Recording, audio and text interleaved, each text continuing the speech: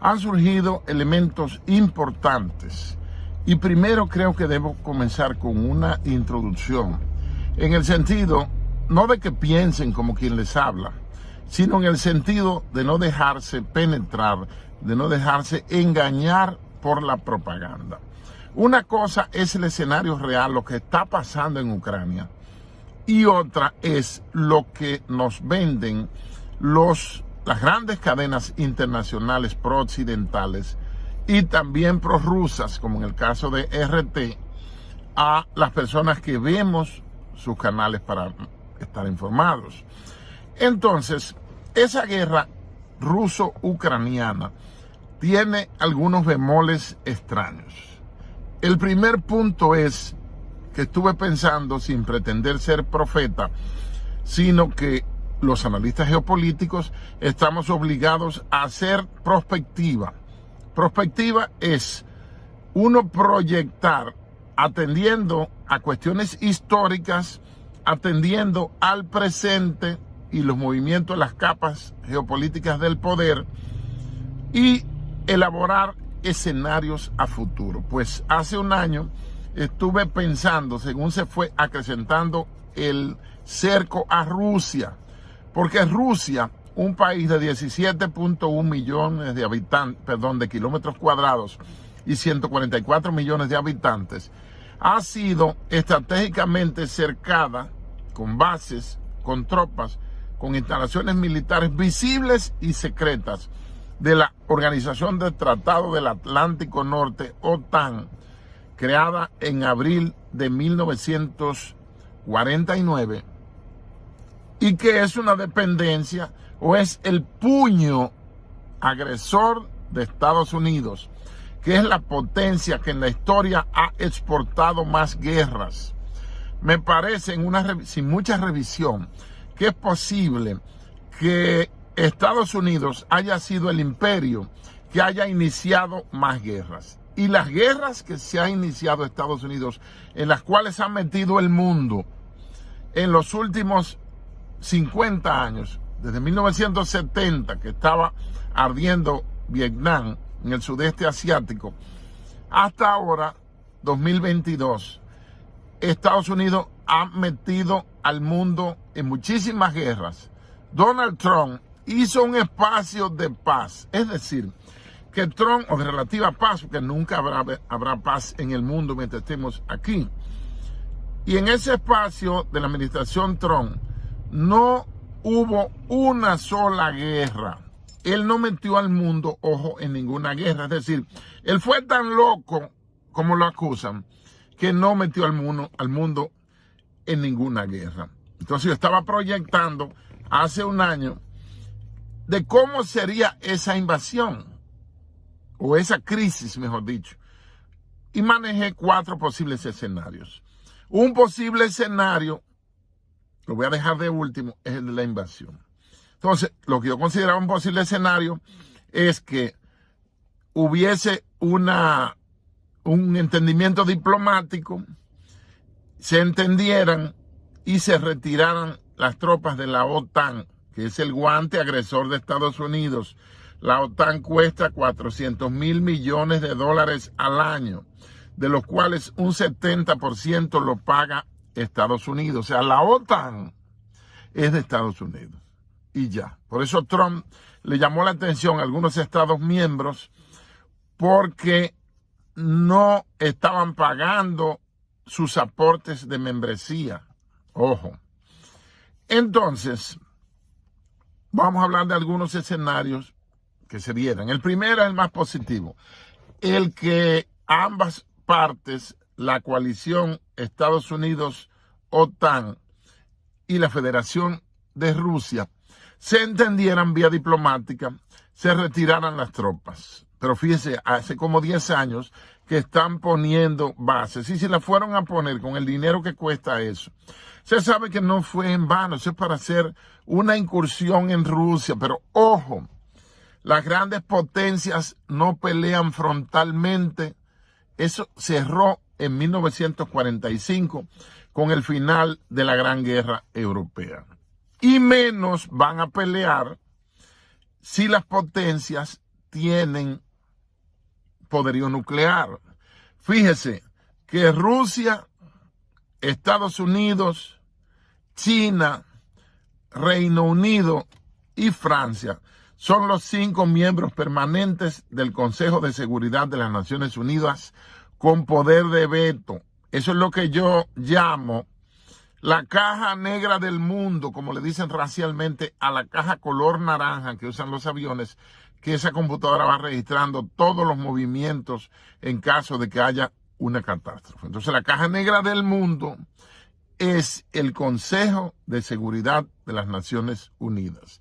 Es decir, lo que pueda discutir el canciller ruso Lavrov, Antony Blinken, que es el canciller o secretario de Estado norteamericano, no trasciende tanto porque los líderes se llaman, aunque las relaciones, las llamadas entre Putin y Biden han sido nada halagüeñas, aunque la reunión del canciller Lavrov con la ministra Liz de Defensa alemana fue un diálogo de sordos, entre un sordo y un mudo, según él mismo explicó.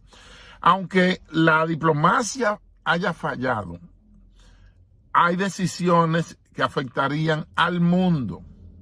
Un consuelo para los que están muy preocupados por la posibilidad de que haya un ataque nuclear. No habrá ataque nuclear. Es muy difícil. Si pasa, sería quizá un error.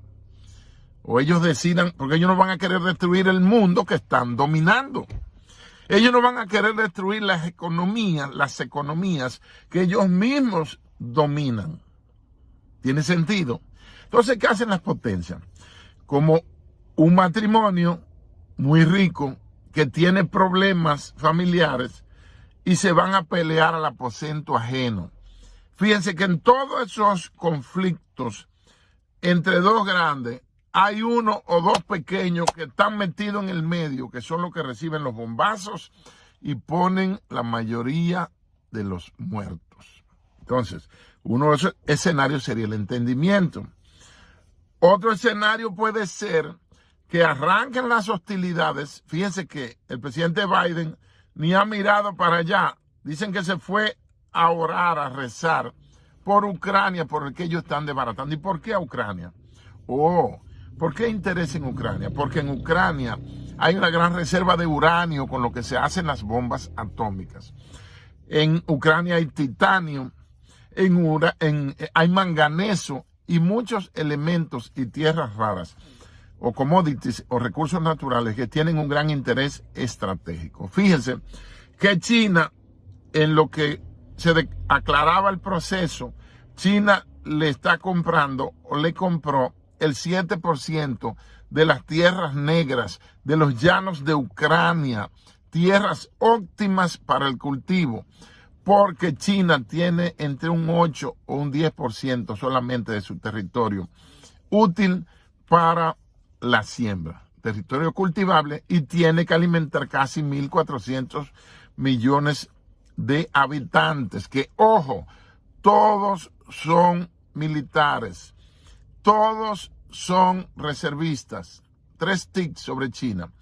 No dice el nombre de su agencia de inteligencia. Entre Israel menciona Mossad, el Reino Unido el MI6, Estados Unidos tiene 11 agencias, la CIA, la DIA, el National Security Council, así son 11. Pero los chinos ni dicen el nombre, ni dicen si tienen una agencia de inteligencia, porque los chinos son más inteligentes, son geniales. Entonces, otro tip es que China ya tiene su primer 1.000.000 de militares robot. Un soldado robot tiene 1.000.000 y está haciendo más. Y el otro tip es que China tiene frontera de 4.155 kilómetros con Rusia. Ojo, y no deben inventar con China. Entonces, hay dos. Otro escenario sería, el tercero, que simultáneamente con la posible invasión rusa a Ucrania, que es el tercer escenario, que China, con quien tiene el RCEP, RECEP, significa regional, ojo, importante esa palabrita, regional, Comprehensive Economic Partnership, o sea, un entendimiento, un acuerdo mutuo en cuanto a la economía regional. Eso junta dos grandes economías. Por supuesto, la China, que ya es la número 1 en el mundo por el Power Parity Purchase o poder de paridad de compra, porque China le está vendiendo al mundo entero. China no se mete en ideologías, ni siquiera le importa la religión que usted tenga, ni la forma de pensar. Ellos lo que quieren es venderle sus productos. Entonces, estalló la guerra en Ucrania con un hecho sin precedentes. Y fue que Anthony Blinken, por boca de Biden, suponemos, aseguró que la invasión sería el 16 de febrero, dando una fecha exacta. Bueno, no se dio el 16, pero se dio entre el 23 y el 24 de febrero. Entonces, hay una cuestión muy desigual entre Ucrania y Rusia. Y la tesis que tengo, que es la cuarta, es esta. Las potencias son socias. Para los medios de prensa y las cosas formales son contrarios, son adversarios, son enemigos. Con razón, Putin dice nuestros socios al referirse a Estados Unidos y China y OTAN y todos, y Europa. Pero esta guerra es para cerrar la pandemia del año 20 del coronavirus. Para cerrarla. La declararon a finales de febrero o principios de marzo y ya a finales de febrero, 2 años después, la están desmontando. Se va a dejar de hablar de coronavirus con el balance de los muertos y todas las ventas multimillonarias de esas inyecciones y mascarillas y diabluras y pruebas metiéndole grafeno por la nariz a uno para allá para que le llegue a contacto con el cerebro. Y eso va a traer, ya trajo, y va a dejar por años su secuela. Entonces, desconectado la pandemia, que son epidemias planificadas para los años 20 de cada siglo. Todo lo que pasa en el mundo es un montaje, es un escenario. Nada es producto de la casualidad o de la chepa. Ojo. Entonces, los invito, haciendo un espacio, a que se suscriban a Observatorio Geopolítico y que les den me gusta a los vídeos, aunque no les guste, aunque no soporten mucho mi cara tan dramática, pero eso hace que suba el rating en YouTube y así llegue a más personas. Ojo. Entonces, el escenario que les traigo es irracional como esta época. Si usted lo analiza con términos de la moral, de que Putin es malo, de que Biden es malo, de que Xi Jinping y lo que usted quiera, está preso. La política, Maquiavelo hace más de 5 siglos que la separó de la moral. Y la práctica desde antes de él y desde después de Maquiavelo ha sido separada de la moral. Y si usted lo analiza también como blanco y negro, tampoco le va a dar. Entonces, el escenario que traigo es irracional. Ojo, pero tiene su lógica, aunque sea irracional. Primero, como las potencias fueron aliadas a Estados Unidos en la Primera Guerra Mundial, en la Segunda Guerra Mundial, y aunque en la Guerra Fría hacían propaganda basándose en la novela de Walter Lippmann, Cold War, o sea, Guerra Fría, no es verdad que son enemigos, no se dejen coger de pendejos. Ellos están gestionando juntos el poder mundial. Y ellos no van a destruir el mundo que están dominando y que aspiran a seguir dominando per secula seculorum, o sea, por el resto, por los siglos de los siglos. Entonces, ¿cuál es el escenario? Cercan Ucrania lo más que puedan, bordean lo más que puedan, cercan Rusia, lo más que puedan, y comienzan a tocar las puertas de Rusia. ¿Para qué? Para que les abra la puerta a ellos para entrar a Ucrania. Eso es lo que ha pasado. ¿Para qué? Para repartirse la larga lista de commodities, comenzando por el uranio, que las grandes potencias necesitan. Los países, las potencias no se han enfrascado en un pleito frontal una con otra hasta ahora y es muy remoto que eso se dé.